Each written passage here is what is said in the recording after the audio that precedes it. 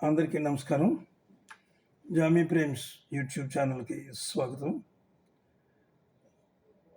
ఈరోజు ఓహ్, మన ఛానల్‌లో ఇంతకుముందు నుంచి కూడా రామాయణం చెప్తూ ఉన్నాను.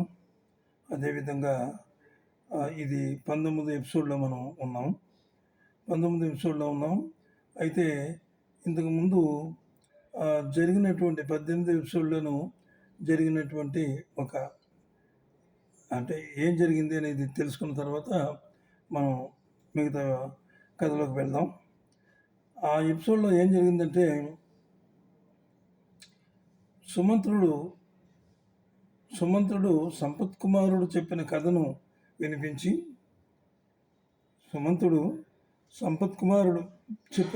వినిపించి అశ్వమేధ యాగం గురించి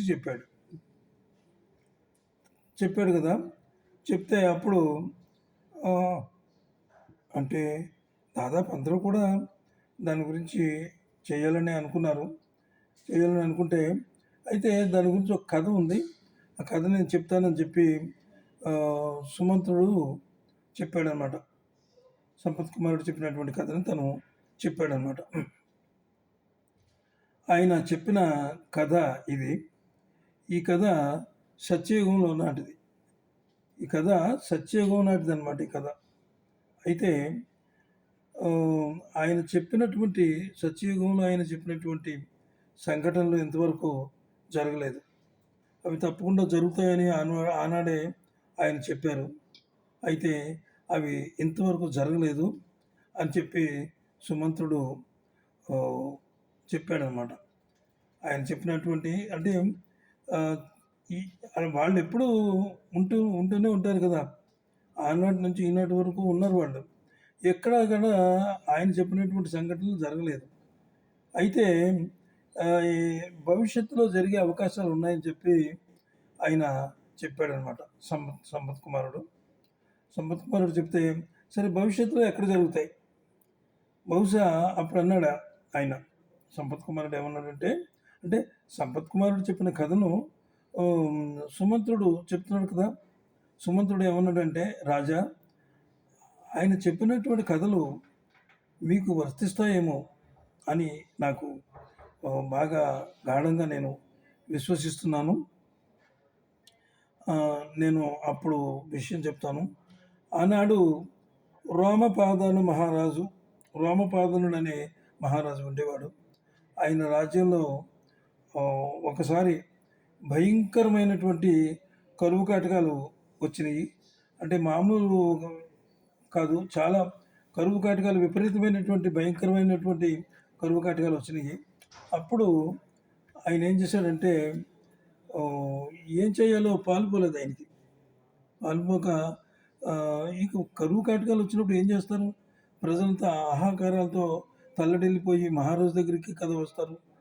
మహారాజు దగ్గరికి వచ్చి, రాజా, మా పరిస్థితి ఇలాగైపోయింది, తింటాకు తిండి లేదు, అంటే అంటే కరువే వచ్చింది. అంటే వరదలు అవి వచ్చి ఇల్లు కొట్టుకుపోలేదు, క్షామం, పంటలు లేవు, ఏమీ లేవు, నీరు లేదు, పశువులు పంటలు లేక చనిపోతున్నాయి. ఇన్ని బాధల్లో వాళ్ళందరూ వచ్చి ఆయన దగ్గరికి వచ్చి చాలా కన్నీరు పెట్టుకున్నారట ప్రజలు. అప్పుడు ఆయన ఏం చేశారంటే వేద విద్యులైనటువంటి పండితుల్ని, బ్రాహ్మణుల్ని అందరినీ పిలిచి ఆయన చెప్పారట, మహానుభావులారా, నా రాజ్యం క్షామానికి గురైపోయింది. నేను ఏ విధమైన పాపాలు చేశానో నాకు తెలియదు. తెలిసి కానీ తెలియక కానీ చేసిన పాపాలన్నింటినీ కూడా నాకు ఆ భగవంతుడు నాకు దానికి ప్రాయశ్చిత్తం చేసే విధంగా నేను ఏం చేయాలి అని నాకు ప్రాయశ్చిత్తం జరిగే మార్గం చెప్పండి అని చెప్పి మహారాజు అడిగేటప్పటికీ ఇక ఆయన కళ్ళను ఆ రోమపాద మహారాజు కళ్ళం నీళ్ళతో వేడుకున్నాడు అనమాట. ఏం చేయాలి? రాజు కదా, ప్రజల్ని బిడ్డల్లో పాలించాలి కదా. ఆ బిడ్డలే రోజు ఆహాకారాలతో ఏడుస్తూ ఉంటే ఆ తండ్రికి ఎలా ఉంటుంది? అలాగా రాజు మనస్తాపానికి గురైపోయి అనేటప్పటికీ అప్పుడు బ్రాహ్మణులు అన్నారు, ఓ రాజా, విభాండక ఋషి అనేటటువంటి ఒక గొప్ప బ్రాహ్మణ మునీశ్వరుడు ఉన్నారు. ఆయన బాగా గుర్తుపెట్టుకోండి మీరు. విభాండక ఋషి ఆయన పేరు. గొప్ప బ్రాహ్మణ ఋషి ఆయన, మునీశ్వరుడు. ఆయన ఎక్కడున్నాడంటే ఒకానొక అరణ్యంలో ఉన్నాడు. ఆ అరణ్యం పేరు కూడా చెప్పారు వాళ్ళు. ఆ అరణ్యంలో ఆయన నివసిస్తున్నాడు. ఆయనకి ఒక కుమారుడు కూడా ఉన్నాడు. ఆయన పేరు ఋష్యశృంగుడు. ఋష్యశృంగుడు అనేటటువంటి కుమారుడు కూడా ఉన్నాడు. అయితే ఆయన ఆ రోజున చెప్పినటువంటి ఘట్టాలకి సంబంధించి ఈరోజు మీకు అది అనువదించవలసి వస్తుంది.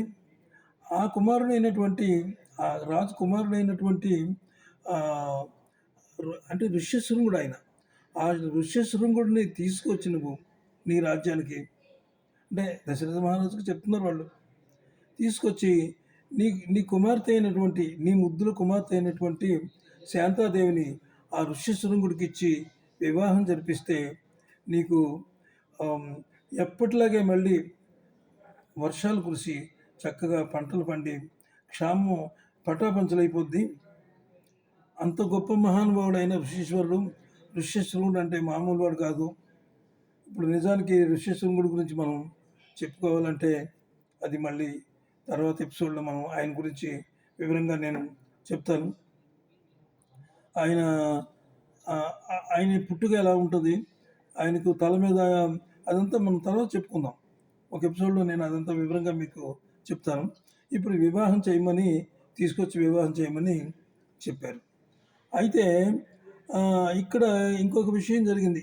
ఆయన విభాండక ఋషి మరి కొడుక్కి వివాహం చేయటానికి రెడీగా ఉన్నాడా, చేస్తాడా, దశరథ మహారాజు అడిగినటువంటి కోరికగా ఆయన ఒప్పుకున్నాడా లేకపోతే తిరస్కరించాడా అనేది మనకి తర్వాత ఎపిసోడ్లో మనం తెలుసుకోవాలి. ఎందుకంటే నిజంగా ఆయన పాదం మోపిన దగ్గర సకల సంపదలు, అనావృష్టి, అంటే అనావృష్టి ఎక్కడ ఉండదు, అన్ని పంటలు సౌభాగ్యంగా ఉంటుంది అనమాట ఆ దేశం. ఋష్యశృంగుడు అంత గొప్పవాడు అనమాట. అంచేత మరి ఆయనకి శాంతాదేవిని ఇవ్వడానికి ఆయన రెడీగానే ఉన్నాడు. కానీ ఆయన తండ్రి విభాండక ఋషి ఒప్పుకున్నాడా, ఋషీశ్వరులు ఒప్పుకుంటారా, ఏమైందో, ఒప్పుకున్నాడా లేదా అనే విషయాన్ని మనం రెండో ఎపిసోడ్లో మనం తెలుసుకుందాం. అప్పటి వరకు తర్వాత ఎపిసోడ్ కోసం మీరు నిరీక్షించండి.